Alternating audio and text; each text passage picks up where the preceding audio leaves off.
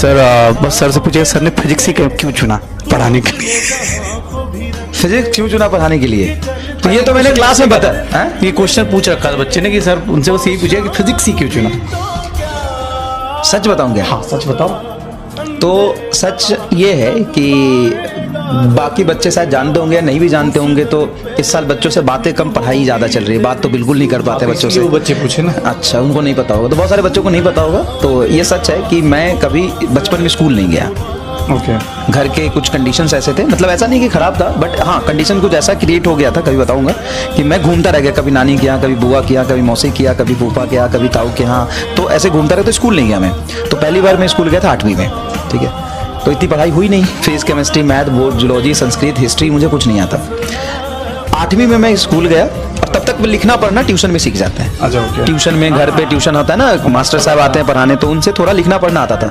8वीं में एडमिशन इसलिए कराया क्योंकि बोर्ड होता था उस समय, बिहार बोर्ड, आपको याद होगा। बिहार में 8वीं में बोर्ड होता है। तो 8वीं में मैं सबसे पहली बार स्कूल गया था। चलो अच्छा, वो बोर्ड था, नहीं तो वो भी नहीं जाते। हाँ, वो भी नहीं जाता, मैं 8वीं में भी नहीं जाता। तो 8वीं में मैं सबसे पहले स्कूल गया। स्कूल में देखा कि अच्छा ऐसी चीज़ें चल रही है, फिर किसी तरीके से मैं पास कर गया।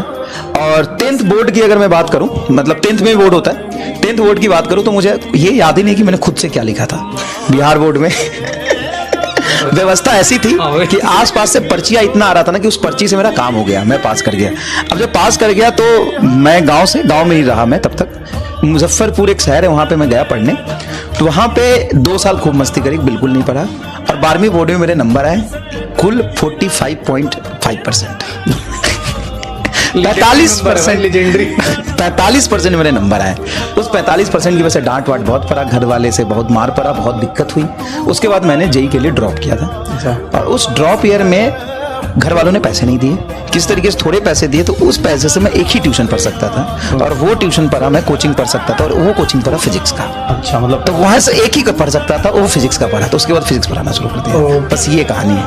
तो वो फिजिक्स में आगे बढ़ता चला गया। जेईई में मेरा नहीं हुआ सिलेक्शन, तो मैं हिंदू कॉलेज दिल्ली यूनिवर्सिटी से बीएससी किया फिजिक्स में, फिर मास्टर्स किया फिजिक्स में, फिर फिजिक्स में मैंने जेआरएफ क्वालिफाई किया, ऑल इंडिया रैंक मेरा 4 था, जो भी है। उसके बाद फिजिक्स से मैंने पीएचडी किया और फिजिक्स पढ़ा रहा हूँ, बात खत्म। अब फिजिक्स में मतलब बच्चों को फिजिक्स पढ़ा रहे हो यार।